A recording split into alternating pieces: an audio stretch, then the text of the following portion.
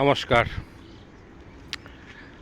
দেখে মনে হচ্ছে দেখুন বেতায় চাঁদবিল অথবা আমাদের গ্রামের কোনো একটার প্রতিরূপ ছবি ফুটে উঠেছে। কিন্তু আমি ঠিক অ্যাকচুয়ালভাবে দাঁড়িয়ে আছি সল্টলেক সেক্টর 5। ঠিক তাই পিছনেই সুসজ্জিত আধুনিক মডার্ন, যেটা বলা যেতে পারে আভিজাত্য বিল্ডিং, এবং যে আপডেট জামানার যে কাজ সেখানে সফটওয়্যার, বিভিন্ন বড় বড় সংস্থা এখানে, ইনফিনিটি, গোদরেজ, টেকনো, প্রচুর সংস্থা রয়েছে। এর মধ্যে এত সুন্দর একটা গ্রামীণ ছাপ, মানে গরমে একটা ভাড়া নিয়ে এখানে এসেছিলাম। সেই যেটা ছায়া খোঁজে, ঠিক এখান থেকে মেরে কেটে 500-700 মিটার দূরে ছায়ার খোঁজে একটু বসেছিলাম, বসবো।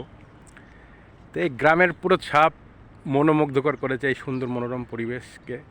কিন্তু দেখুন এইখানে সেই ভেরি বা মাছ চাষ, যেটা সল্টলেকের মধ্যে হচ্ছে। যদিও বা সল্টলেকের অতীত ইতিহাস, একটা টাইমে জলাভূমি ছিল। পরবর্তীতে আমাদের পশ্চিমবঙ্গের প্রাক্তন শ্রদ্ধেয় মুখ্যমন্ত্রী জ্যোতি বসুর উদ্যোগে সল্টলেকের জলাজমি ভরাট করে বিভিন্ন অট্টালিকা, শহর, আপডেট, রূপান্তরিত, যেটা বলে গ্রাম থেকে শহর, শহর থেকে আরও আধুনিক শহরে, আইটি সেক্টরে প্রচুর হাব হয়েছে এখানে। ঠিক দেখুন এই দিকে ভিউ করলে মনে হবে গ্রামের কোনো একটা জায়গায়, অজপুর গ্রামে পুকুর পাড়ে বা কোনো পাশে দাঁড়িয়ে রয়েছি। ঠিক এইখান থেকেই একটুখানি ঘোরালে দেখুন কত বড় বড় আকাশচুম্বী বিল্ডিং। এদিকে সেক্টর 5, নিউটাউন, রাজারহাট, এদিকে বিস্তীর্ণ এরিয়া। এখন আপডেট নিউটাউন ভরপুর। নিউটাউনে গেলে মনে হবে যে এখন বাইরে কোনো স্টেটে যেরকম ব্যাঙ্গালোর, হায়দ্রাবাদ, এই ধরনের আধুনিক একটা শহরে আমরা চলে এসেছি মনে হবে। তা গ্রামের ছেলে বড় গ্রাম ভালো লাগে।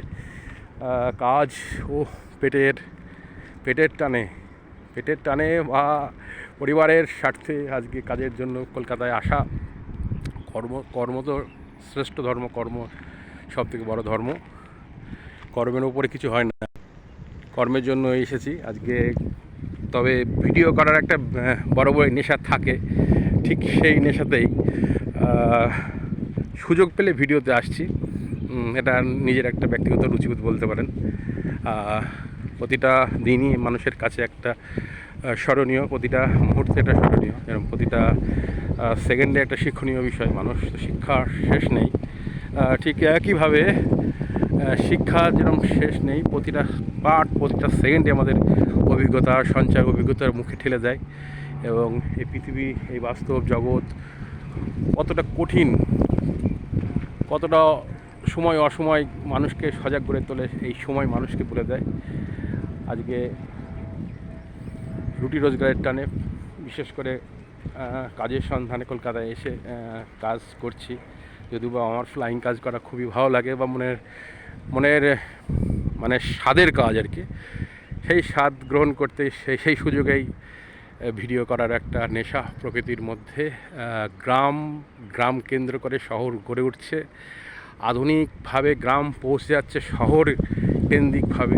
এবং যেরকম আমাদের প্রাক্তন শ্রদ্ধেয় মুখ্যমন্ত্রী, আরেকজনের কথা বলছি, স্বর্গীয় কমরেড বুদ্ধদেব ভট্টাচার্য, ইনার সল্টলেক কলকাতা চত্বরের বা বিস্তীর্ণ সল্টলেক নিউটাউন, ইনারও বিরাট ভূমিকা শিল্পর ক্ষেত্রে ছিল। যেরকম ওনার একটা মহান বাণী ছিল যে কৃষি আমাদের